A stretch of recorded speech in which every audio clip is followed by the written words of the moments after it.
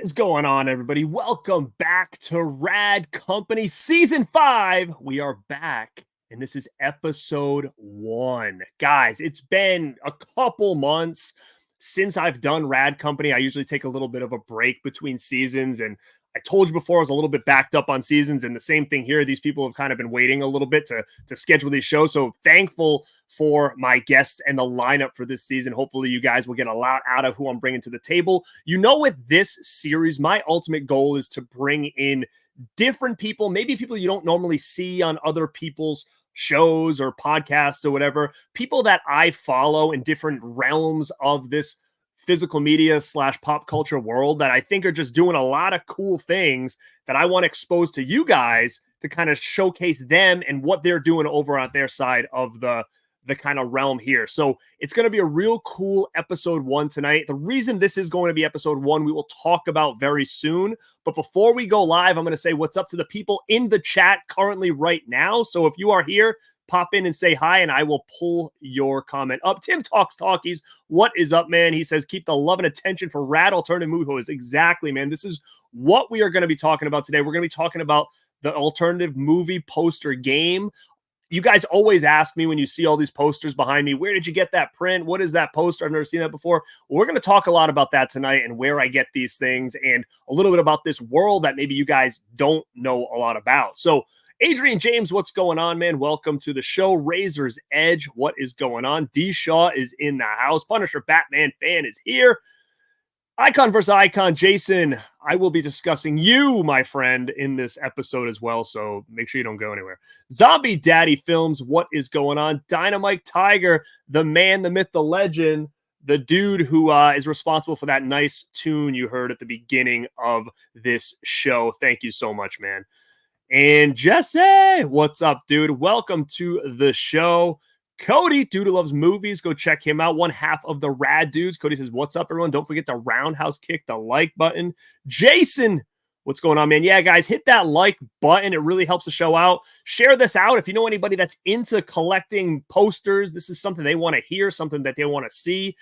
And guys, I've known this guy that I'm going to bring on for a while. Now, him and I have never really spoke like this before.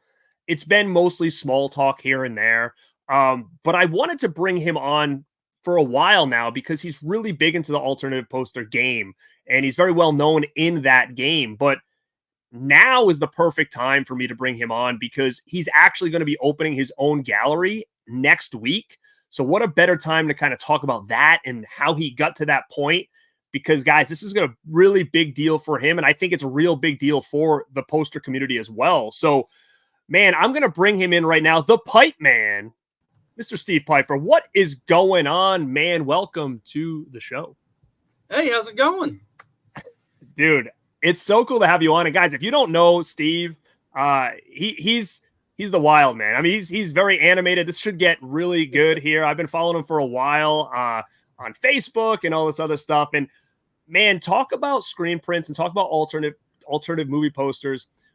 You've been in this for a long time now. I don't know how one starts in this, but you have a commission group, and I've been a part of that for so long. So a shout out to the motherfucking genre screen print commission group. If you guys are in here now, big shout out to you guys who are part of that private group where we all get these cool commissions done and for us for our collections. It's really cool. And I'm going to give a shout out again to Jason over at Icon vs. Icon because he's the one who kind of scratched the itch for me when it came to this movie poster thing. I collected physical media. I collect this. And he's like, man, you ever get into posters? And I'm like, I love posters, but I can't do the alternative prints because that's just going to be another door that I don't want to go down when it comes to collecting. It's not just movies anymore. These things are like $60 to $200 prints. And I'm like, I just don't see myself getting into that. And, he introduced me to one or so, and I bought it, and then I kind of fell in love with it. And then he introduced me to you and your private group, and then it was like game over from that point. So let's go back in time and talk about your journey and history with this world of alternative screen prints. Well, I'll take it back to where we were to begin. I was basically raised in a video store from the age of around about 4 years old. I was babysitting there, and then eventually I started working in a video store from when I was 8 years old, all the way up to about 23, 24. And I just, I love, collecting movies. I probably had about 4 or 5,000 VHS tapes growing up, and eventually went in the discs and movies. And then eventually I moved to Austin about 13 years ago from my wife. And when you move to Austin, you learn about the Alamo Draft House. And with the Alamo, you learn all about the old movies you didn't know about before, and posters, because eventually you run into what was known as Mondo T. First thing I ever saw, I believe, was Jason Edmondson's Evil Dead 2. I met my wife at a midnight showing of Evil Dead 1, and that's how we started. It's like, oh, this is awesome. We have to have this for our house. So, we have a very strong Evil Dead themed things in our house. So I fell in love with that, and then I learned you could quickly just go to the gallery. So once I started hearing about shows, I would go to the gallery, and I would like to think I kickstarted this. People have tailgates for many sports: football, basketball, baseball. I started it for posters. When I say that, I was the crazy ass that would show up to a gallery 1 to 2 weeks before they open and camp out the entire time. 2 weeks. Yes, I'd be out in either the hot ass sun or freezing cold weather, and I would just, I was known as very cheap too. I would live off either Schlitz or Pearl beer, and just not just Lunchables, but the dollar, off-brand Lunchables. And I'm just sitting there, and and the whole thing came out about the Lunchables has all that iron or whatever's in it. I can't tell you how many of those I ate, and get to where people would start dropping off just cases of beer to me. At one point, Mondo even brought me Franklin barbecue to eat on the sidewalk, which is. And now at this point, was it mostly you that was there, that long, or was there other people, or was it just you were just the lone wolf out there? That early, most time was just me, and as the days started going, more people would show up. And at first, people absolutely hated my guts. It went from one of the most popular things was that I was living in my mother's basement and didn't have a job. That was one of the fun ones. Little did they know, I just had a ton of. So that was what they used to say about you. Yeah, they say that's the easy answer for anybody that's like a wrestling fan or whatever. Exactly. Any troll is that the stuff. And so I just had I just had a job where I could take lots of time off. Anyway, so eventually I got people to come around, and I would bring a projector out, a little mini projector, my PlayStation, a DVD player, trying to think what else, just all kinds of games and movies we'd watch outside. I bring a radio, and after many years, it became a whole communal thing where we would, chip in and buy barbecue, pizza, whatever, to where eventually we had a damned wet bar. I mean, on wheels and everything, just tequila, vodka, everything. People just come over and start pouring drinks.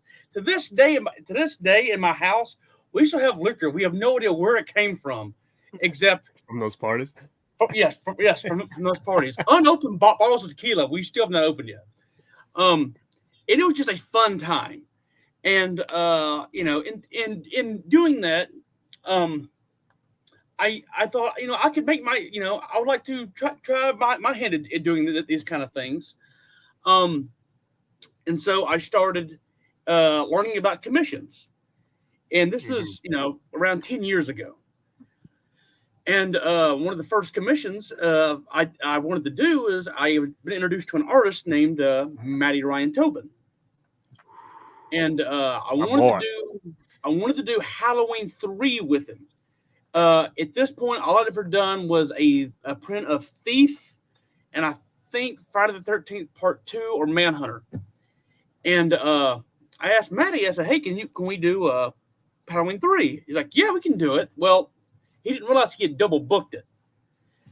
Oh, is that the So, one? I remember that one when it first came out. It was like the greenish. It almost looked like digital looking or yep. whatever. Like, yeah, okay. And he said, "Hey, the person running it, his name Lauren, hit up him." And so Lauren told me about this commission, this horror commission group, and I joined it. And Tobin said, "Hey, name your next movie, and we'll do something then." So my first commission with Maddie was Silver Bullet, which at that point had already never been done. And so then I started taking my love for, I guess at that point, would you call it an obscure Stephen King movie? I guess compared to his other big movies at the time. Of course, especially then. I think it's gotten a lot more love now, but I mean, you're going Yeah. back 10 years or so. I think it was definitely a more low key Stephen King movie. Because to be honest, I'm trying to think back and I'm like, what's Silver Bullet did Tobin do? I think I remember, but it was hard for me to kind of remember at the time. I think I know. Was it almost like was it black and white or was it like a pinkish color? Actually, we had two versions. We had a silver Okay. version, and then when there was pinkish, which was in the I do colors remember it now. of the rights and illustration. Mhm. And then we went on to do such ones as Roadhouse, which has gained a ton of fame over the years. Once again, I posted the only house I'd done, and so I kind of started doing my whole niche of movies. Movies no one was doing. Yeah, I might do a big title here and there, but it was mostly just titles that no one would thought would even happen. And the one that I was made fun of at the very beginning was Ernest Scared Stupid. Dude, the Tobin one, that thing Yep. is, and that's what's so funny about that, because you say that now, you came out and you're like, I'm gonna do an Ernest Scared Stupid one, and everybody was like, oh, that's ridiculous, blah blah. Dude, that print is not only freaking gorgeous, but it's literally one of like the toughest and most rare prints. I mean, that thing is going for upwards of $500 or more if you want to get your hands on one, and it's a grail to me and most people. So bravo on that, because that's an unbelievable print. I think that's one of Tobin's best still. I am a redneck from Tennessee, and Ernest lived literally maybe 10 miles from me. And so we grew up on the Purity, which he advertised like crazy. And so it was just deep where I came from, you have to have Ernest. And so people were like, nobody wants an Ernest poster. And so my goal was to make people want an Ernest print. And I'll never forget, it came out and it just absolutely blew up. And and because of that, I kept doing just weird titles that no one would do, and they just became popular over the years. That's amazing, man. I love the story, and like you said, it was just you love the vibe, you love the environment, but you're like, okay, how can I make this a little bit different? And then it becomes now creating a group and then being able to reach out to these artists. Now, were you using primarily Facebook to try to reach out to these artists and talk to them about this? Did you have their emails? Like, I think it's easier now, like with like social media and Instagram and stuff with DMs is a lot easier to get a hold of somebody. But 10 years ago might not have been that easy. I think first I found like people like Tobin. I think was Twitter, which I don't even know how to use Twitter. I think the time what would happen was I probably followed some kind of screen print.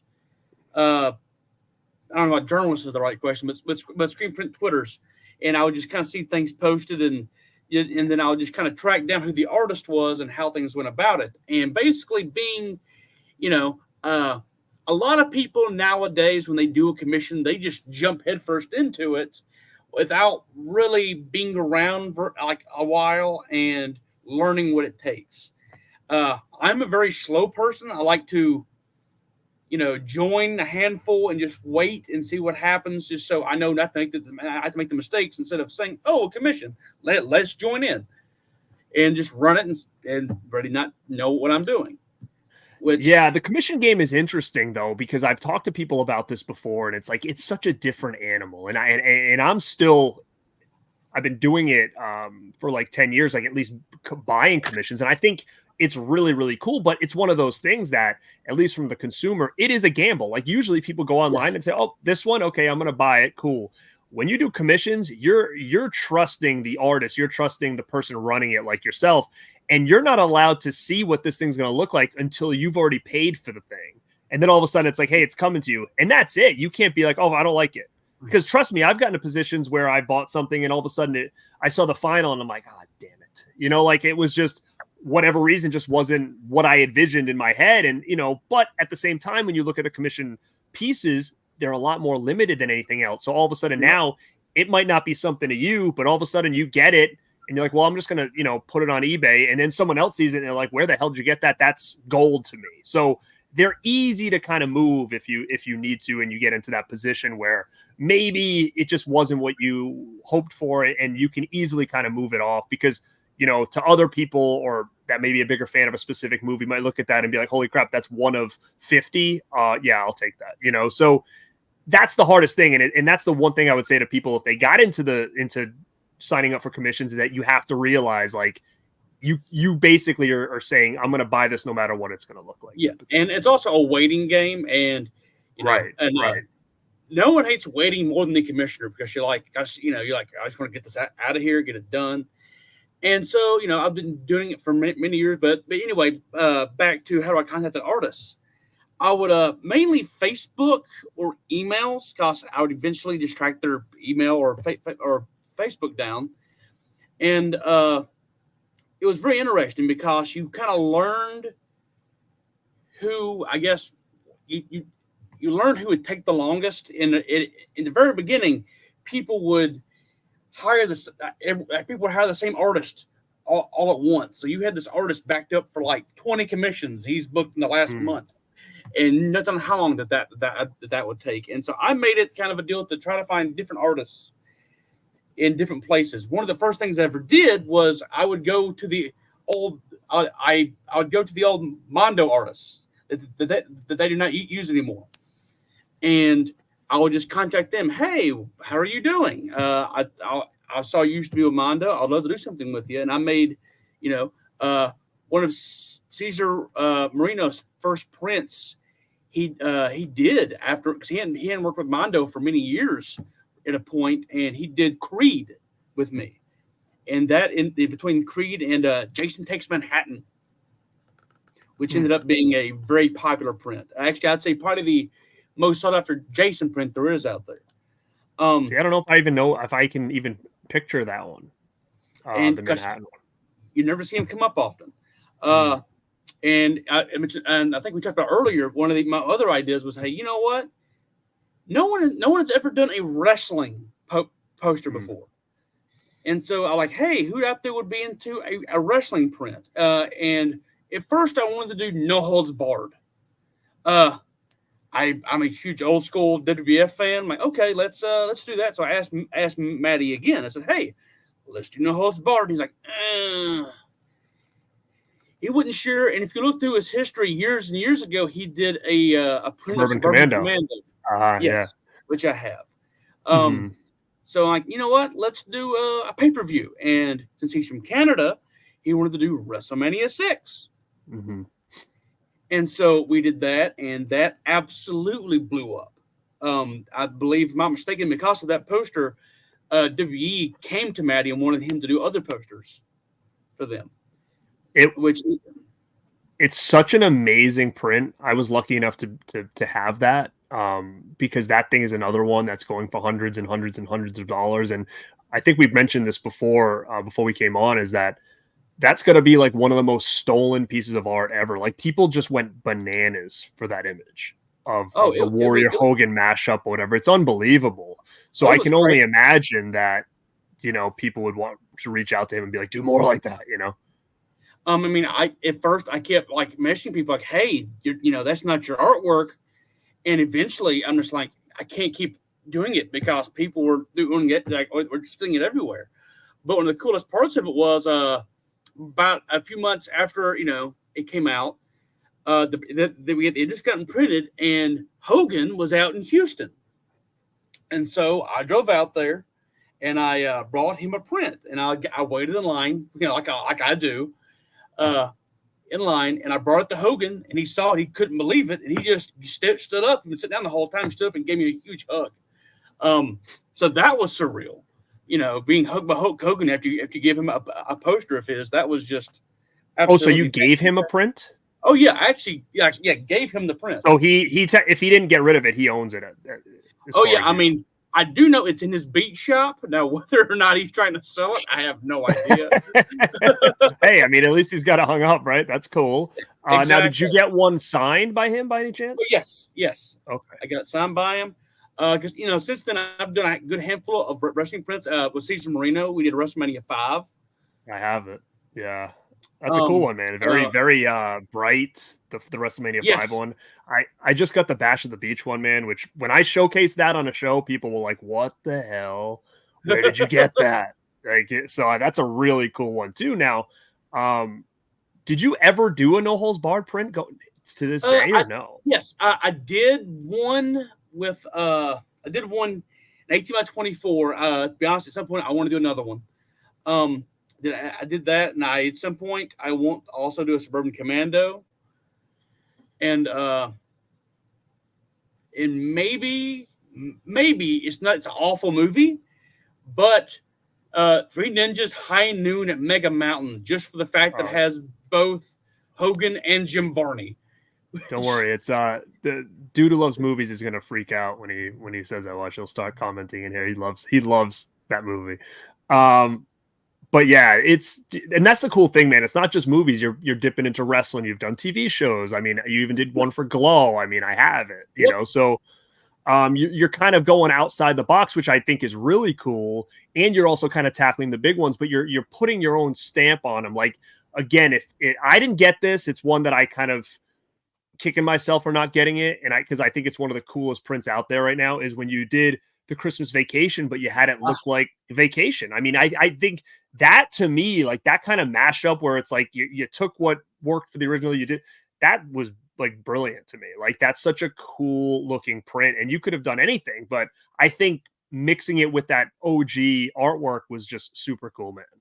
Yeah, because it's one of those things like, why did they? I mean, I'm wrong. The Christmas Vacation poster is iconic, but the first two are just the art. The artwork that artwork has basically been used on so many other posters. I mean, that is basically the same thing as the Army of Darkness. The same concept they Yeah. used to show from that, Was which is that Mom crazy. and Dad versus the World did the same Yep, kind of thing too? Yeah. exactly. And then at some point, I also started doing my own license prints. And And that's that what was a you're whole kind world. of is that where this is kind of heading now into opening your own company now? So it's not just you're doing commissions, you're contacting here, the middleman, you're getting them out, you're doing all this stuff. You're like, hey, I know how to do all this back work. Now, what if I had my own company Yes. similar to things like Hero Complex Gallery, Mondo, Vice Press is now out there doing their thing all the time. You got Bottleneck Yep. Gallery. So now you're saying, how do I take this base of customers that I have here and transfer it into a bigger thing where now I can branch out instead of this small little commission, I can branch out into a lot bigger of an area, which I think that's where we are now with Outpost, right? Yes. And it's funny how, it kind of all came in because I'm somebody who likes to just sit back and just kind of see how everything's made. And, I was, hung around Mondo a ton. I was, there to see them how they, on the sidewalk and just kind of watch them how they kind of did their thing. And then I go to the Mondo Con and see how that did. I went as far as working Cesar Marino's booth at both Mondo Cons he was at. Try to get the feel how it was behind there and what to do. Because I know also a big part of my childhood is that me and my dad would spend a lot of our time in hotel lobbies doing card shows, selling ball cards, toys, and Hot Wheels. And so, I kind of was getting, the feeling to start doing cons, stuff like that. And a cool thing that happened to me was that many years ago, I had a hair up my ass. I said, hey, let me email Drew Struzan. Hey, Drew, any chance I could print the Big Trouble in Little China print you did? And he actually wrote back to me, which I thought was crazy. And he said, yeah, if you have the rights. Well, at the time, I was working with Matt Ferguson, who he did Westworld for me along with Soylent Green. And I said, hey, I know it sounds crazy. I'm talking to Drew Struzan right now. He wants to he said to be in to do the poster only if I had the rights. And next thing you know, he knew at the time worked with Bottleneck, still does, I believe. And they called me. They said, hey, Steven, you're talking to Drew. Whatever it needs to happen, we have the rights. Make it happen. Next thing you know, I told Drew. He says, hey, how about you just come to my house and we'll talk it over. Well, sure enough, I fly to L.A., go to Pasadena, which also had the best damn sandwich shop I've ever had in my life. If you're ever in Pasadena, go to the Pasadena Sandwich Company. It is absolutely GWOD. Phenomenal. Anyway, so we go over to see Drew, and I'm speechless. I've literally just dumb walked into this. This is not prepared at all. It's hard to say like, "Hey, Drew, how are you?" And you could tell I was a bit nervous, and I think Drew is very shy as well. He likes to, he doesn't like to talk that much. So he said, "Hey, how about you just come to my gallery in the garage or studio?" And so we go in there, and right next to me is the brand new Force Awakens painting, wet. Right next to me. So I'm like, oh wow, this is just absolutely crazy. So he starts saying, I don't know if I have any originals in here. Next thing you know, he's pulling out Mad Max Beyond Thunderdome and Escape from New York, and he has this huge Laurel and Hardy painting on his wall. It was crazy, and so that really got me thinking, like, I could do this. I could really, make something happen out of this. And so we end up going back home. We flew out to New York. We went to New York, and we got set up in Times Square and did the screening with the Big Trouble and Little China poster, and that was just amazing. So then I started thinking, what license could I do? I didn't know where the hell to begin, but I knew I wanted to do something. So talked to a friend of mine he asked me, like, who owns Sleepaway Camp 2 or any of them? Because I love sleepaway camps, and no one had done 2 or 3 yet. Which, Stephen, that is a really odd movie to want to do a license for print to. But you know what? I grew up watching Sleepaway Camp 2 and 3. I had never seen the first one until many years later. But I absolutely love 2 and 3. Anyway, I was able to get the license to it out of Australia. That's where the guy lived. And that became our very first license print with Sarah Deck. And that was that's what started it off. That is, still one of our most loved prints we have done. And then after that, we did Sleepaway Camp 3 with Robert, same one. And this went on for many years. I mean, at one point, I was only like doing 1 or 2 licensed prints a year because, it's with licensing, it takes a lot because you got to track that shit down. Because you don't know. I wouldn't even know where to start. Right. Yeah, you don't know where to start, and you just gotta you gotta ask so many different people. I mean, I have, for instance, are you familiar with Jeff Lieberman? He did Blue Sunshine. Well, I might know about I didn't get that. Anyway, Squirm, the Worm movie. Anyway, I even asked him. I said, "Hey, I wanted to get a few of your movies. You have to have the rights." The own director of the movie had no idea who owned the rights to it, and so it's stuff like that I've had to run into. Anyway, I did that over the years, and then hanging out at Mondo, doing all this, and then I guess it was a few years ago. I can't remember what year, but Mondo got bought up by Funko. At the same time, the actual gallery closed its doors. Yep, just for Dawn was the other one Lieberman did I liked. Anyway, so Mondo closed its doors, and the community just kind of separated. We weren't having any more poster parties, art parties. There's no Mondo cons people could go to have fun at, and it was just all internet. Just people, leaking posters on the internet, and just that was it. I mean, that can be fun, but you don't get the interaction. You don't get to have, enjoy it with your friends. Mm-hmm. I just, going, it's kind of the same feeling as, going to the movies with friends and coming back out and talking afterwards about it. COVID kind of killed all that for many people. And so I kept doing some posters here and there. Like I did the license print of The Guest, which came out fantastic, also with Robert Samlin. And at some point, the local theater near me, I live out in Hutto, Texas, and that's about 30 minutes north of Austin.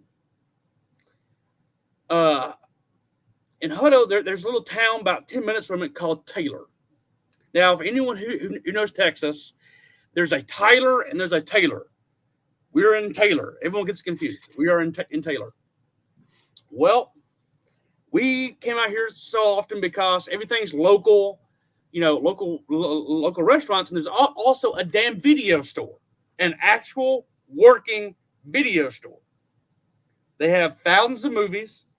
They even have Super NES, Sega, PlayStation, everything. They even have the porno across from the Westerns, which I thought was absolutely insane. But it was wild. Well, there was a theater here that was actually running. We saw whatever the last Spider-Man movie was with all three of them in it, along with Oh yeah. I didn't see it, but I know which one you're talking about. Sure, I don't even know. Yeah, along with Venom 2 and Ghostbusters Afterlife.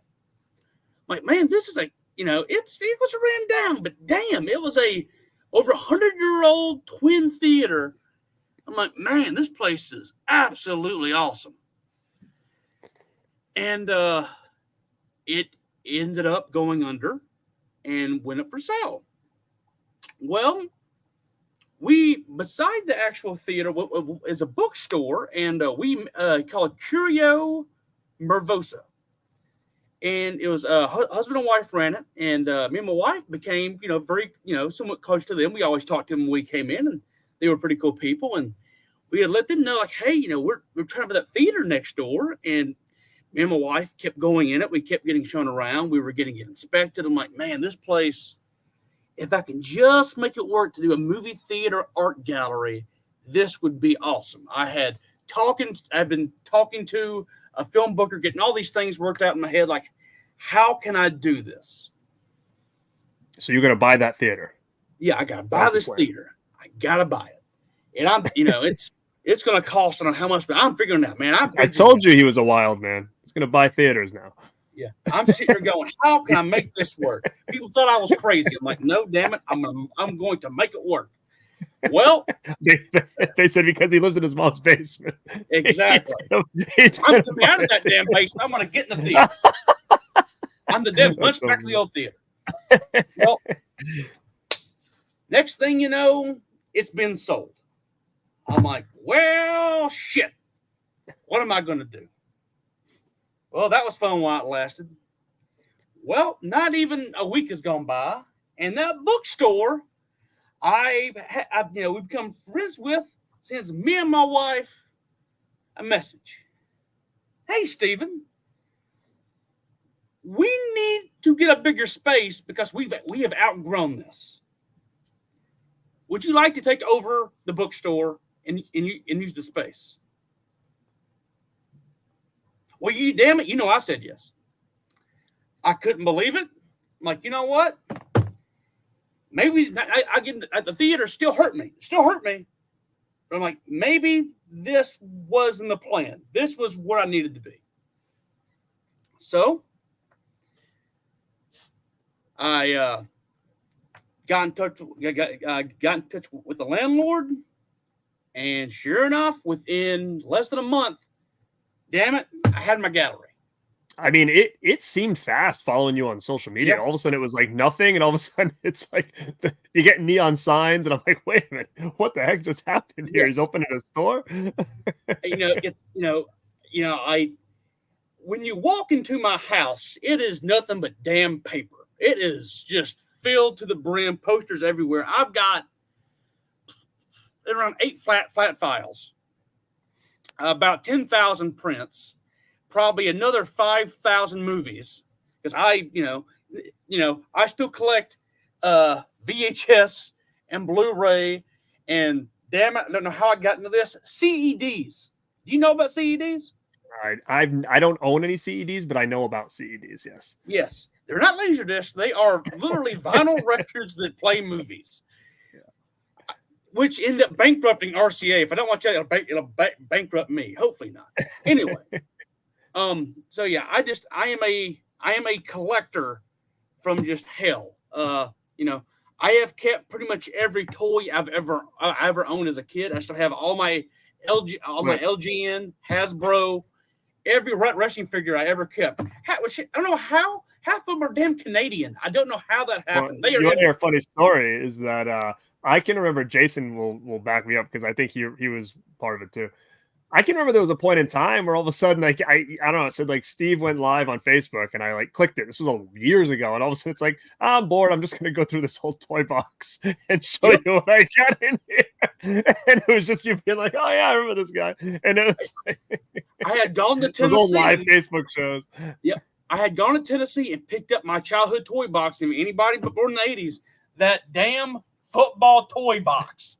It was like that big. I think it was maybe Fisher Price. It was. I think it was Fisher Price. Yeah, it was that big football. Yep, plastic.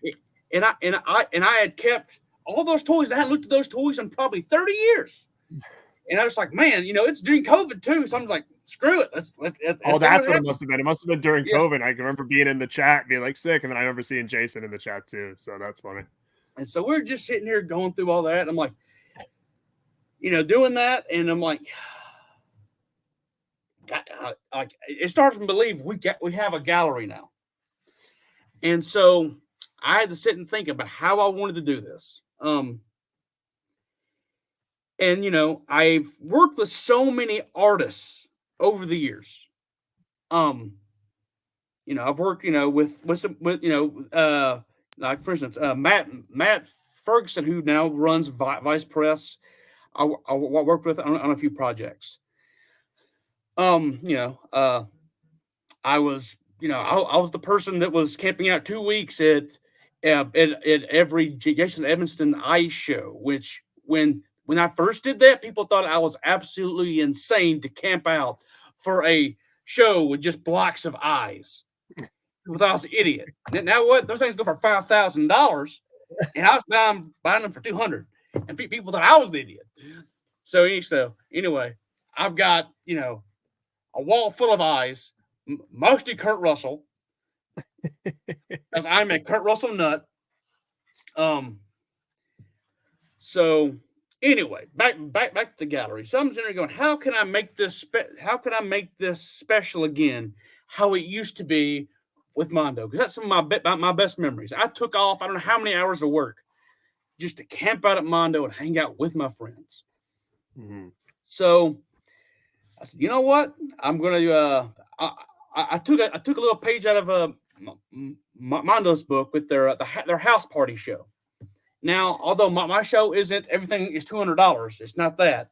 But I wanted our first show to be all originals, because we haven't had that in a while, and I wanted to bring it here. And with that, I wanted to do a PiperCon. And for those who do not know about PiperCon, well, back when there was MondoCon, I had my own PiperCon. What PiperCon is the night before MondoCon would start. I would show a movie in a random ass place. It might be a park. It might be a diner. Yes, I remember. We actually showed one in a deli because that's all I could get. I didn't have much. I didn't have much money, and so I just held my mini projector. We showed it where we could, and when you watched the movie, you had the chance to buy a poster of the movie you watched.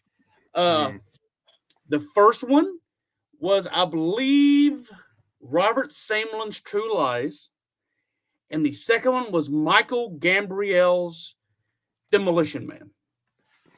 And so this one, I won't tell you what it's going to be, but it's going to be a cool little print. And if you come, by the way, grand opening is May 31st. Now you're in Texas. Where in Texas is the gallery? It's in Taylor, Texas. It's about 45 minutes north of Austin. I know everyone's going, oh, it's forever long. In Texas, everything's big.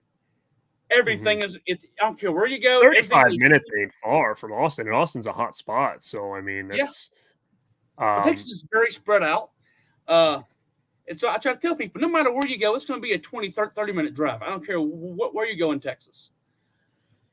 Well, so the night before the gallery opens up, the bookstore, which let me use their space, are letting me use their new space a block and a half down the street to do another PiperCon.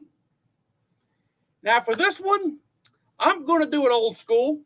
I'm going to provide cheap beer and Lunchables for anybody that wants to join us. Don't mind those crazy people. Oh, there's too much iron. Too much iron. Screw the iron. Grow a pair and get some. I'll bring some turkey and cheese, ham and cheese, pizza, taco. Fuck it, the tacos are awful. Anyway, don't do those burgers with the fake grill marks on them. Oh no, those are awful. But you know what? I love the pizza ones. You know what? Pizza ones are good, yeah, man. Oh yeah. I mean, if you're comparing it to pizza, oh no, they're freaking awful. But as a kid, to make your own little pizza, it was good. It was delicious. But yeah, and thing is, the businesses in Taylor are very, very cool. They are down with the funkiness of what we do here, and everyone else is funky too. We've had businesses offer services to come by and sell their food to if anybody lines up overnight. And it's something that I've really been passionate about. It has been fun to reach out to artists and say, "Hey, we are doing," people. Most artists know who I am, or they know of me. If you're an artist, you don't know who I am. You have not been doing art very long. That's not me bragging. That's just the truth. So I'd say, hey, I'm doing this show, and it's my first gallery, but I've been around for a while. Would you like to be a part of it? And most of the artists said yes. And so they have donated their time and their artwork, and I am so excited to see to finally put it on these walls to really let people know what we are about. And our first show is about video store memories. When I say that, it's movies. It's either about the video store you walked into, that smell, either it be carpet, tile, or just the popcorn, or just the funky cardboard smell that that probably some water leaked over time and it's gotten that cardboard and just it's a moldy, or that whole sun-drenched blue the poster you used to walk by every day, that the color was out of it, just blue. We've all witnessed it. I'm sure a lot of people out there have seen the gas station video stores, which I also love going to. Anyway, so it's going to be based on the video stores you went to, characters from movies you used to rent, and stuff like that. As you can see, we even got our hats in. Outpost Video staff. We have later on next week, we're going to release some new merch with some. We have three different hats. We're going to have some shirts and some pins. Because we also have some big news after the show. We have now booked a second show, and we're going to let you know what that's going to be after the grand opening. So you said that, so is the grand opening going to be, it's, I know it's Friday the 31st. Now, is it going to be a weekend event? Is it going to be a Yeah. one night only? Are you going to, how's that going to work? I'm gonna keep all the art up for 2 weeks. After 2 weeks, whatever's sold will be off the walls or shipped. Then I'm gonna leave everything else up for at least the rest of June, because I want people to keep coming in and seeing what we're all about. That's the part we're still kind of learning about. Like, I know with Mondo they wouldn't be open a lot. They'd mainly be open for their shows or for local poster pickup. Our goal is to be open more often, because what we're also doing is we're working on carrying some records and movies. We actually have 3 CRT TVs here in the store. We have a console Zenith 19-inch in the window that shows nothing but VHS tapes all day long. I've got another TV hooked up to a Blu-ray player CRT, and I also have another hooked up to a Roku, where we do nothing but play 80s and 70s trailers all day long. So, yeah, I mean, I think that sounds cool. I mean, like you said, if Mondo was doing these events and people were showing up, they obviously must have been somewhat local, you would think. I mean, so if that's being said, if you guys were there for Mondo, like what an alternative now to have you back. That might get people excited again. And not only, like you said, with Mondo, is people waited in line all night and you kind of brought a little bit of the hype and kind of the fun. Well, that's kind of what you're going to do the whole time at your place. So it's like, think of the Mondo gallery drops almost like, but a little bit more of like a party, right? So I think, yes, guy, if I was close, I would be there in 2 seconds. This sounds super cool. And I mean, there's so much opportunity with the gallery too, because like you said, you've got tons of stuff. You're cool with the artists. And I mean, I don't know if you're planning on having things in store like that maybe aren't on the walls that they could purchase, or are you going to be doing a lot of online as well and kind of supplementing things that way? I'm going to be doing a lot of online sales, and also I'm going to have as many posters as I can in the store for people to come look at, to flip through, because I want people to actually see what's going on in here. Especially when the theater opens up, I want people to come to that theater if they just got a movie and see what learn about other movies that that they don't know about, and it's just a whole thing. And I really wanted to have the video store feel in here. We actually, me and my wife laid down the black and white checkerboard tile in here. That took forever to do, but we have a big Outpost neon sign up. Dude, I don't know. To be honest, like I look at some of the stuff and I'm like, dude, how's this dude doing this? He got that huge neon sign, which is not cheap. You wrap the whole car in the logos. I mean, I will say this, dude. I mean, you've gone all in. I mean, you can't deny the passion that you're going to be like, this is going to work, because you're not half-assing this thing. Like, you literally got a car completely wrapped in your brand, in your logo, in you're like, driving around basically marketing yourself. I mean, this is huge. And not only that, but you're doing conventions too. You've got a running online store. I mean, guys, if you guys were at Texas Frightmare, like you were there with a booth, and you had also been, I saw you at another convention and you were getting Joe Bob to sign the prints that you had done. Like, I mean,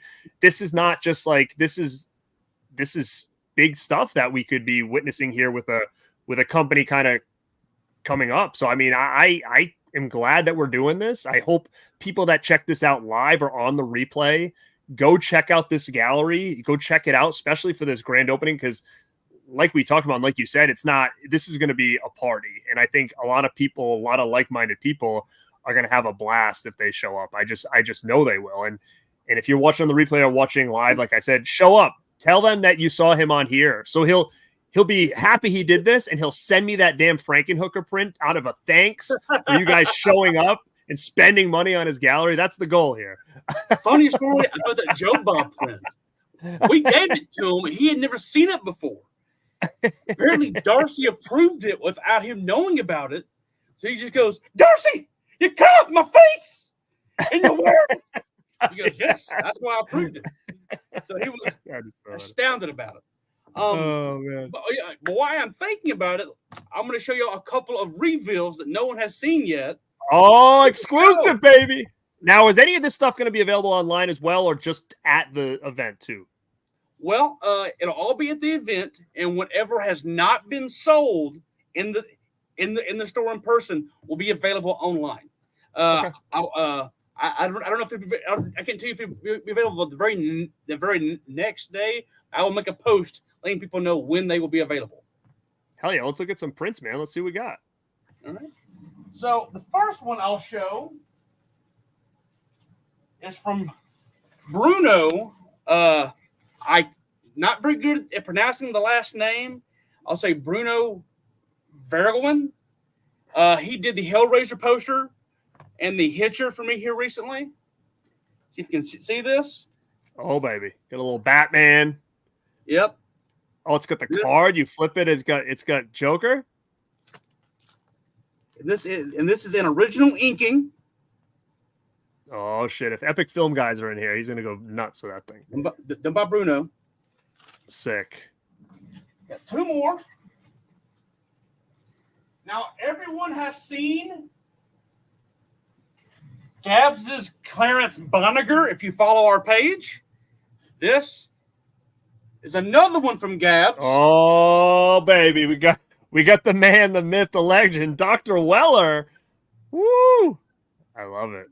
So, RoboCop, may I say, there are still two more Gabs that no one has seen yet. And this is one of three Robert Sainlin OGs.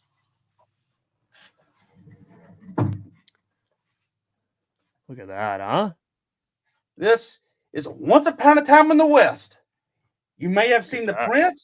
This is the actual painting itself. Will be available here at the gallery with two more other OGs that no one knows what they are. Wow. That's sick, dude. And this thing, as you can see, is huge. It is not small by any means.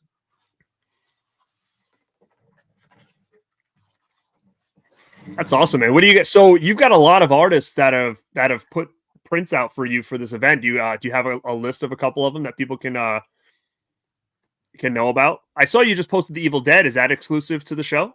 Yes, that is exclusive, done by Steven Andrade.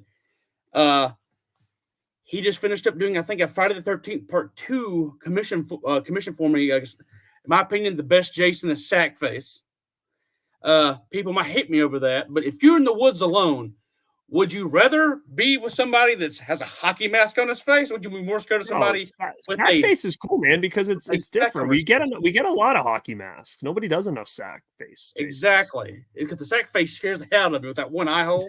Is hillbilly? That scares the hell out of me. But yeah, actually, we did just get the rights to Mandy, so be expecting some Mandy coming up, along with anybody out there that is familiar with the WNUF Halloween. Oh, dude, I saw that. That print is awesome, man. That's so cool. That's really, really nice. For anyone growing up in the 80s and they only had those 3 TV channels to watch, you like that print. I mean, sorry, you like that movie. If you don't, trust me. If they like that movie, they like that. If they like that stuff, they like that print. That's probably the best artwork for that movie I've ever seen. Well, I can go ahead and tell you is that we will be doing the sequel as well. Nice. I've been told the actual Blu-ray will be coming out somewhat soon. I had the DVD and VHS of it, and we are looking forward to doing the part 2, because as much as I like Late Night with the Devil, I think WNUF did a little bit better. But Ice Grizzle says his OCD is going crazy with you touching those OGs with your variants. Oh yeah, I've gotten that over the years, but I can tell everybody they're in great shape. But yeah, we are just very excited. We have more posters coming out. And also tomorrow are the last of our Frightmare exclusives go on sale tomorrow.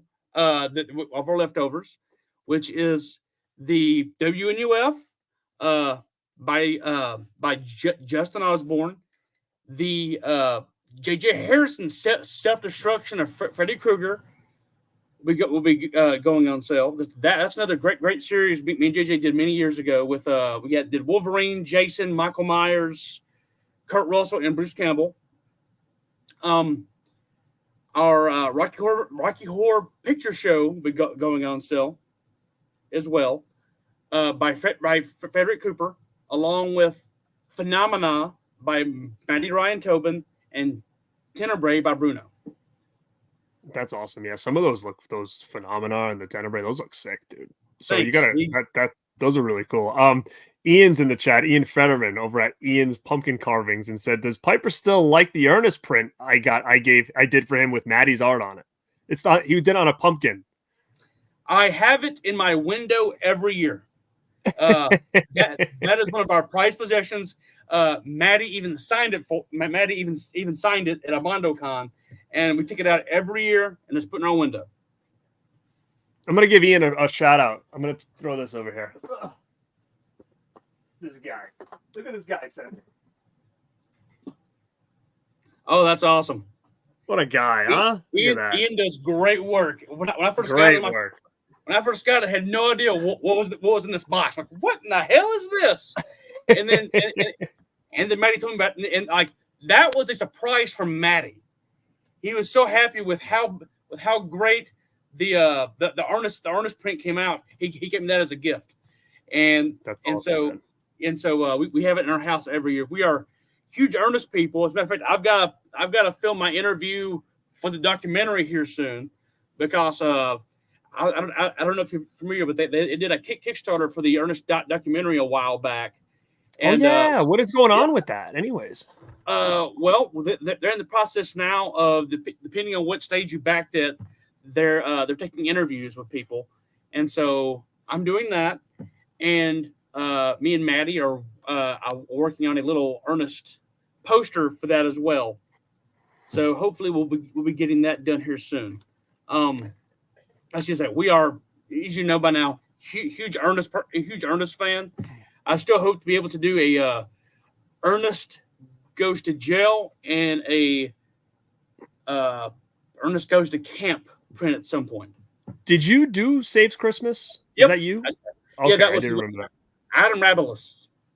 If that's the right name, how you pronounce it. I do remember the print. It was a great looking print. Now, yes.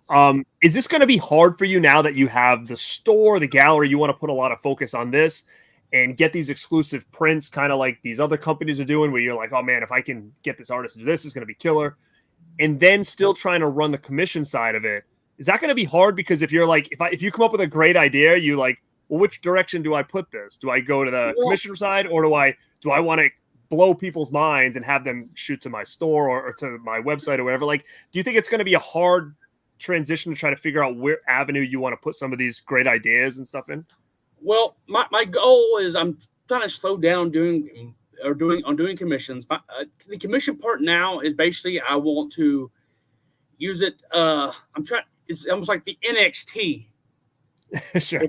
If that makes sense. You know, get an artist who isn't that well known yet and try to get them to do a couple of projects, see how they do, and if they go very well, then start doing the licensed projects with them.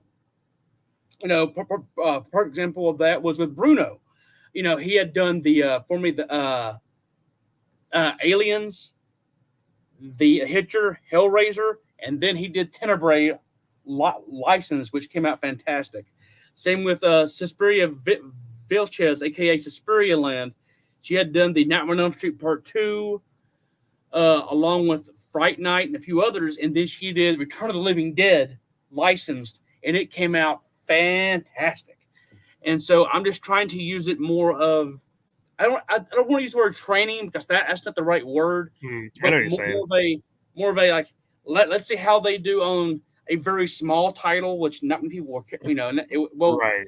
Yeah, it'll be huge. Like And because you can test the waters in the commission group. If you all of a sudden put out there, what do you guys think of this? And then you see how many people are interested in it, and you kind of have an idea, like, maybe that you're giving them a little bit more obscure movies where you're doing a little bit more bigger titles with, at the store. I mean, again, it's gonna be hard to juggle. I get it for sure, because Yes. now it's a business that there's, I don't want to say competition, but everybody's out there looking to get the cool image with a specific movie and a specific artist and just making magic. I mean, it's it's hard. There's a lot of people doing it out there, and you want to kind of start off hot. So I get it. And I think with exclusive prints that you're doing now for conventions and the drops that you're going to do at the gallery, I think there's a lot of good potential here. Thanks. Yeah, and I know I'm really trying to do stuff that no one else is doing.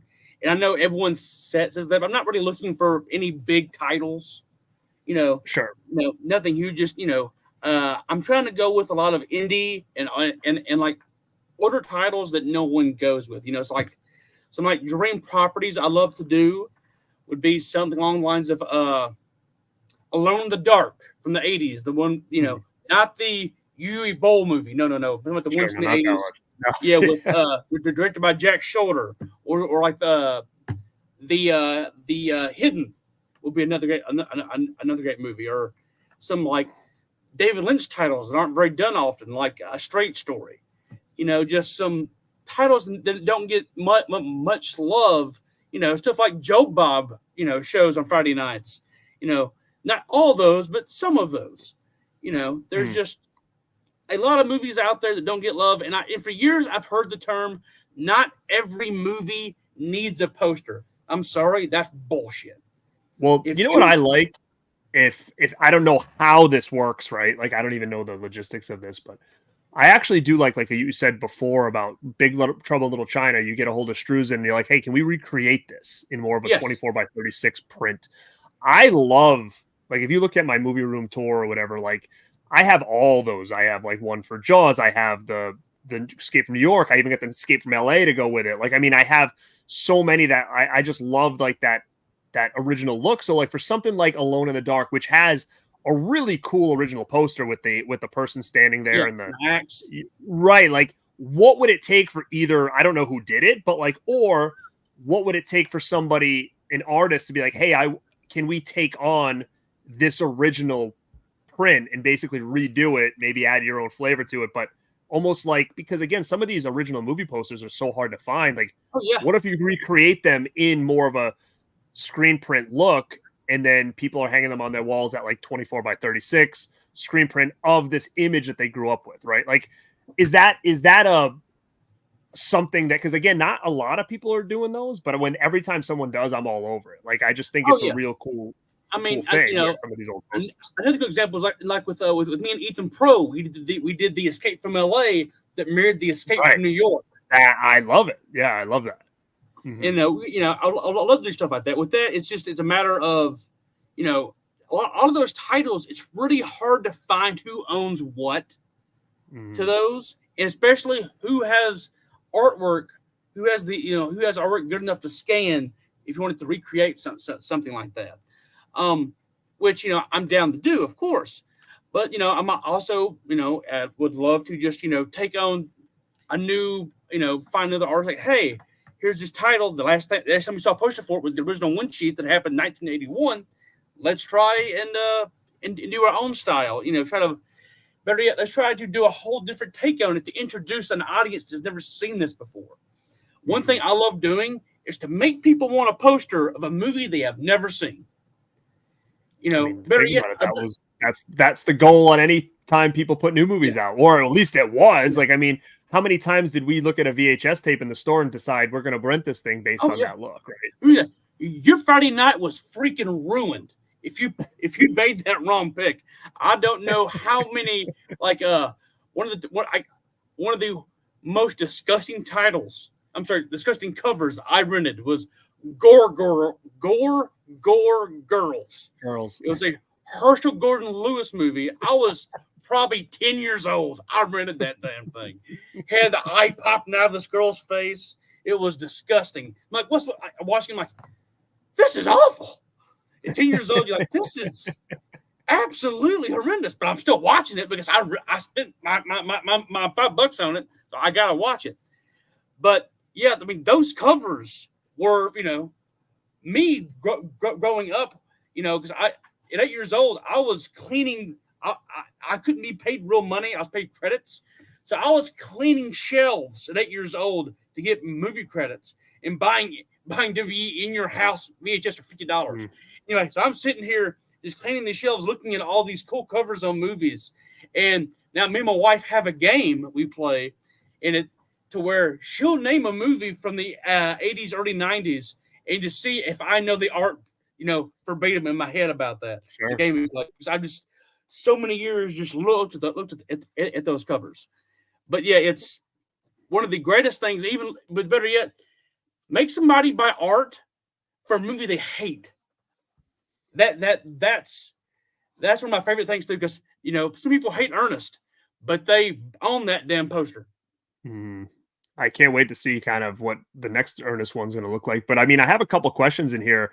We got a nice super chat from Cody. He says, I would love to see a Hand That Rocks the Cradle poster. I never see anything for that movie. He loves that movie. And I think that is something different for sure. Well, you know what? The past 6 months, I've been doing a lot of, research and looking at early 90s thrillers that basically get no love. There's a point in the 90s where thrillers are made for adults, not teenagers. And so I definitely want to start tackling some stuff like that. There are some great movies from the 90s that people have just forgotten about.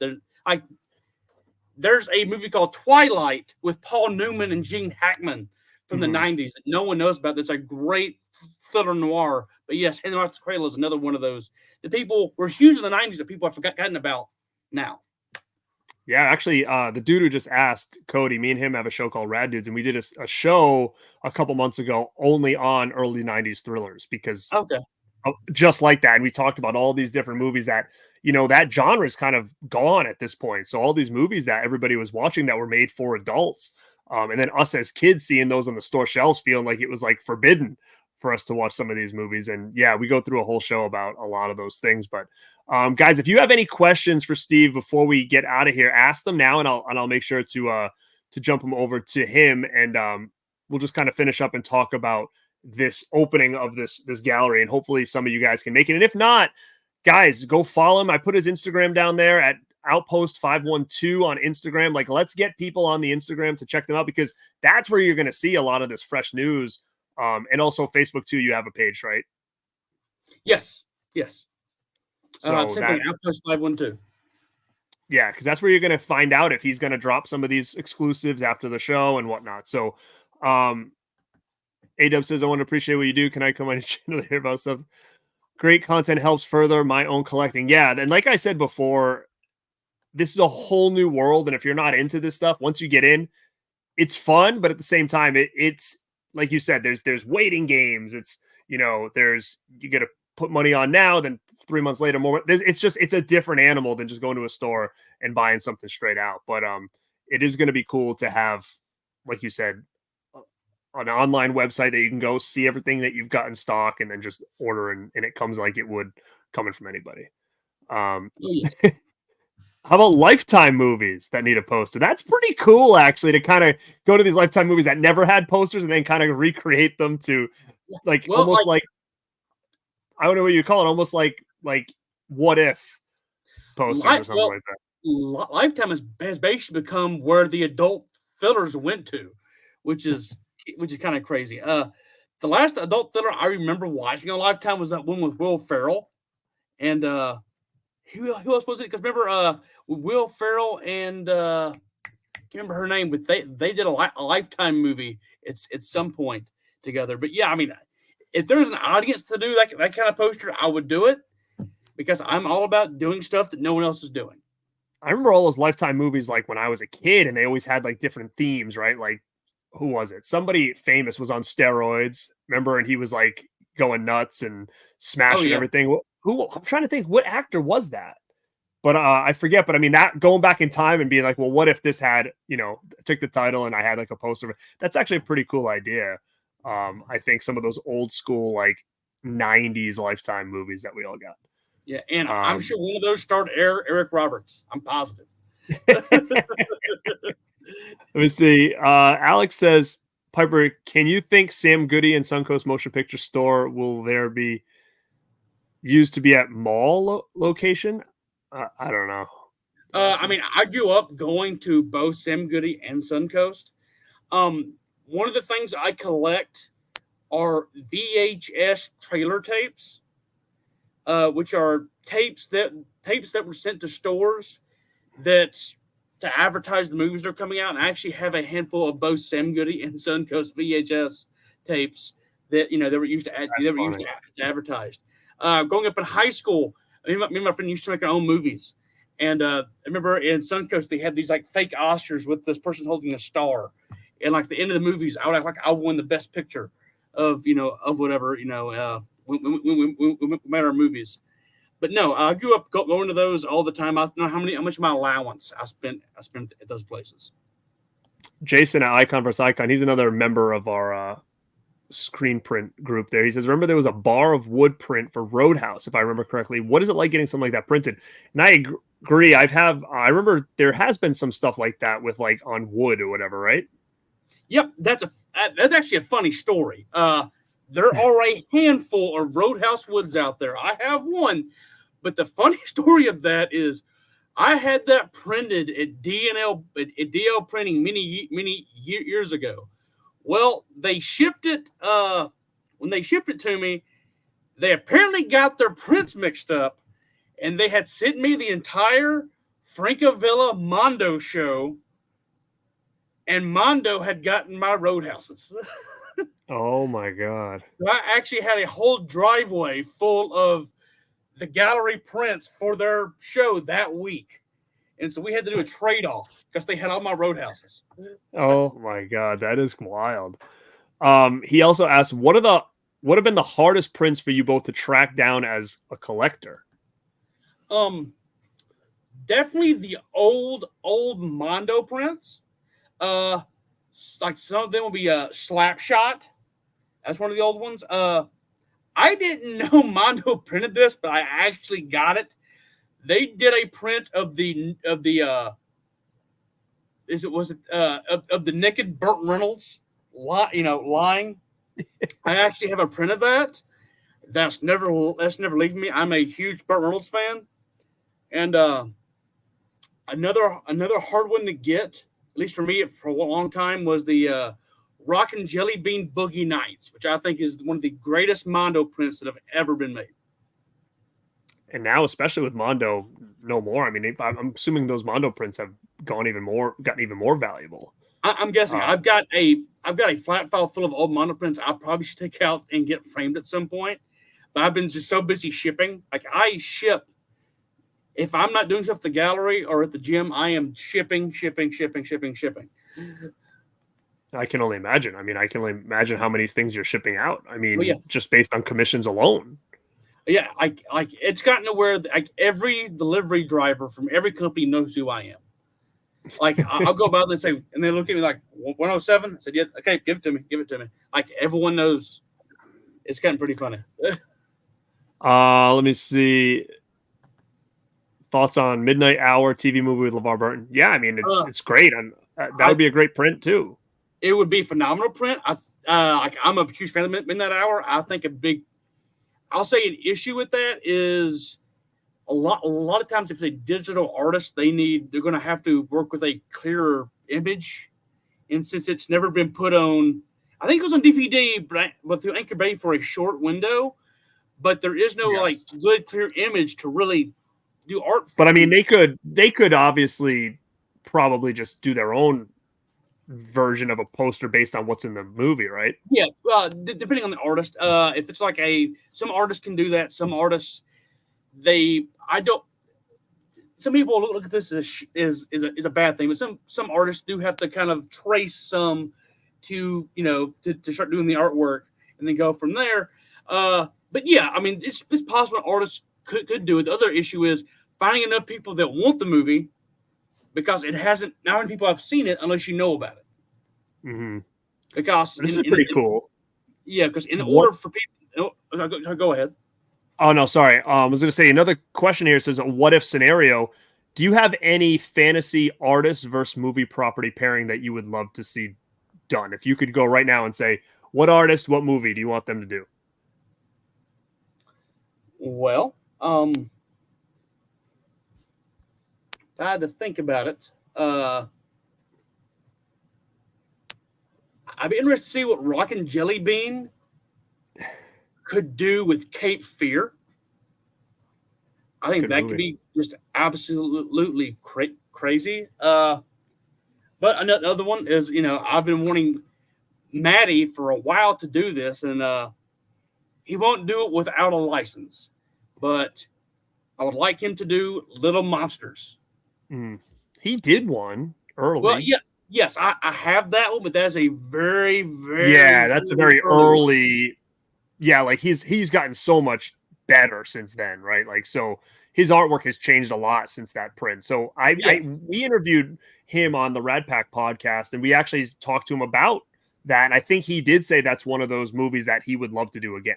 Yes, at one point I had the option to get the license, but it does not come with likeness rights, and he does not want to do it without the likeness. I can understand that, but yeah, that's one of the big ones. I'm sure there are many more. Like I still have a bunch of wrestling ones I want to do.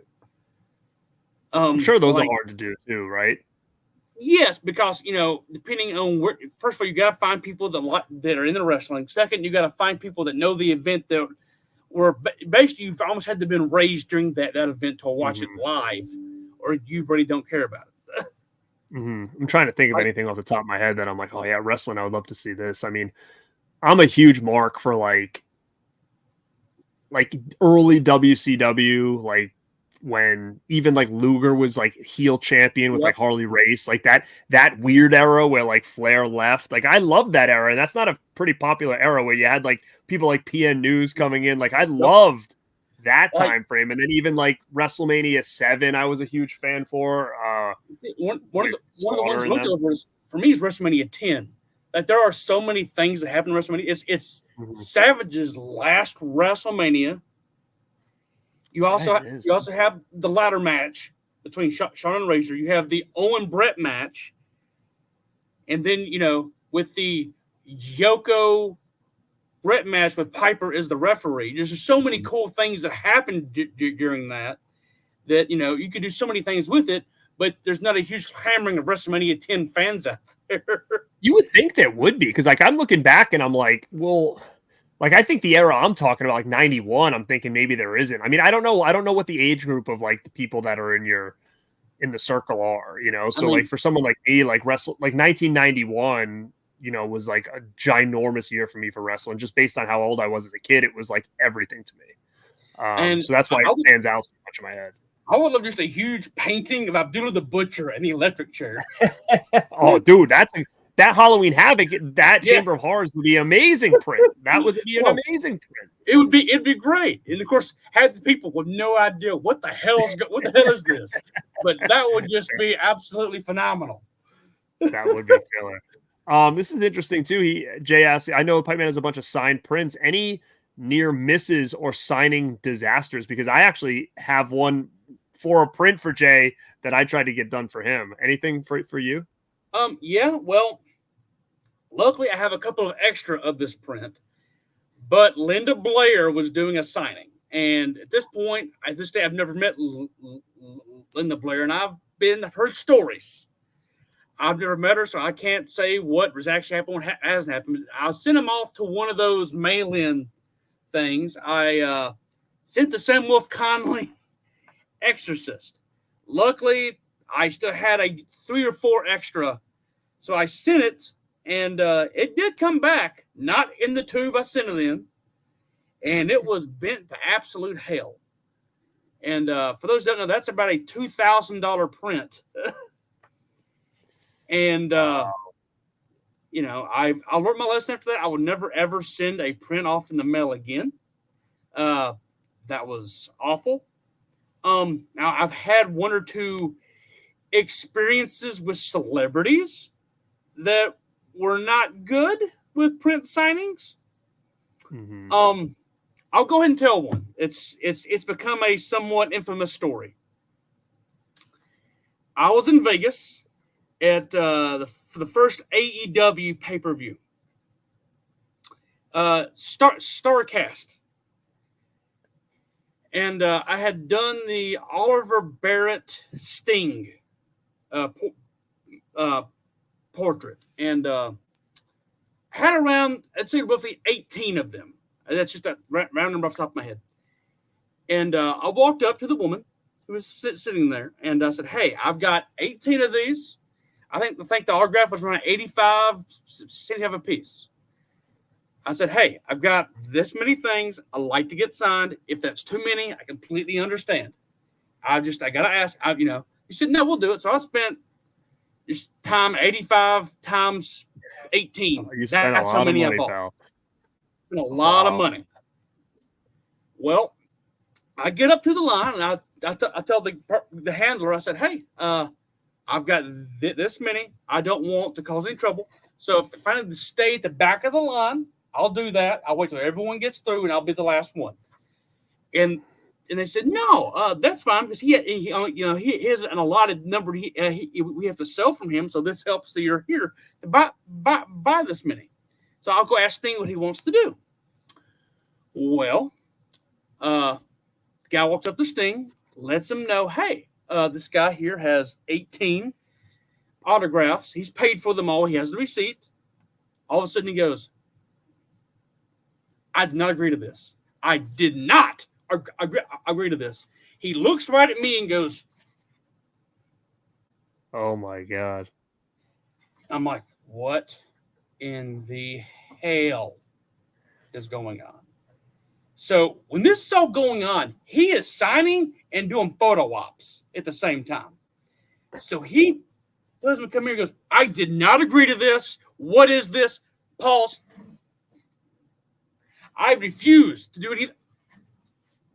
Taking pictures with fans still as he is chewing my ass out. Oh just my God. Up and down, just chewing me out. And I'm just like, "Dude, I bought these. I thought this was cool." And he goes, "I'm not signing a damn thing you have here. I refuse to do any of this. I will leave right now." Well, they called Conrad. They said, "Hey, this is going on, and Sting ain't holy crap." Yeah, like Sting ain't signing anything for this guy. And all of a sudden, it came down. Conrad said, "No, he paid for one meet and greet and his signatures. You're going to sign one thing of his and get a picture with him, and the rest we will refund." So it proceeded to be the most awkward photo op I've ever had to have. I gotta hunt that down on your IG. And so that happened. Now, did he sign it? Was the signature at least nice? He didn't mess with it or anything like that? It was a nice signature. It was nice. It's actually on my wall. That's funny. I try to get all of them collected, because everyone in the group wanted their signed, and that's why I was trying to help the group out. And so I get back to the desk to ask the refund, and this poor woman is just in tears. They've apparently chewed her out for selling me that many autographs, and it just I would. Then you had to be the bearer of bad news to everybody whose prints you had, right? Exactly. So to this day, we make a joke saying that Surfer Sting would not have done that. He probably wouldn't have. He wouldn't have. He would have went like this and like signed it. Exactly. That's funny, man. That's crazy though. At the same time that he was that upset. I mean, I don't know if he just assumed you were just going to be, like some kind of reseller or something like that. But like, I'm guessing at the same time, going, he had a lot of autographs. Other people will be selling those autographs. I mean, I'm sure some of mine would have gotten sold by the people buying them, but that's not while I was there. But it was just a very, very awkward experience. It's interesting, like that you said that. I had a weird experience with Jay sent me from Icon vs. Icon, sent me a RoboCop print. Now, I don't know which one it was, Jay. If you're in here, you can let us know. But it was a screen print, and I brought it to meet Peter Weller. And I get up to his table, and he was like almost like going on break, and he's like, "Oh, I'll come over here. I'll do yours, and then I'll go," and or whatever. And I'm like, "All right." So he was cool about it. And I know sometimes he can be give or take, people have said, but every time I met him, he's been nice. So he started to go, and I could see as soon as he did that, like, I think I was going to hand him a marker, and he's like, no, I have that color. And he started going, and then his marker, like, started to wear out as he's writing his name. And I'm like, oh no. So then he grabs another one and then starts tracing, like, over his signature. But, like, he didn't trace over it. He, like, was like, he was going like this. Like, basically, he's like, oh, here's what I'll do. I'll make it 3D. And he, like, started scribbling around the letters. And I'm sitting there, I'm like, oh my God, what's happening? Like, it was insane. Like, he literally was scribbling, not even trying to trace it. He was scribbling like this around all of the letters of his name. And I'm watching this thing just get ruined in front of me. And he's like, oh, this is a one of one 3D autograph. And he tried to play it off like it was like some special thing. So I went right next to him and I got it like authenticated, because I'm like, I don't know what to do with this at this point. So I had to call him with the bad news on that. I think he still has that print. It was what do you say? Sanoi's print of RoboCop. So yeah, I was literally just sitting there, like, my heart was like like down in my stomach watching this thing just completely get destroyed right in front of me. Somebody got their Alex Purdy thing signed by John Carpenter. They were not happy with how it was signed. I didn't see an issue with it. So they asked me, hey, can you just send me a replacement? I'm just like, okay, because you got what you're signing. Like, yeah, I don't like it, and I think it's going to bring down the print. I'm like, okay, before I send you a replacement, how about you just send me that signed one back? And what's I was going to say, like at least do a trade or something. And so they just sent me a free John Carpenter signed print. I'll sit in there clean one. So I've got a John Carpenter signed thing print, which I'm very happy with. Oh yeah, man. That is awesome. That is awesome, dude.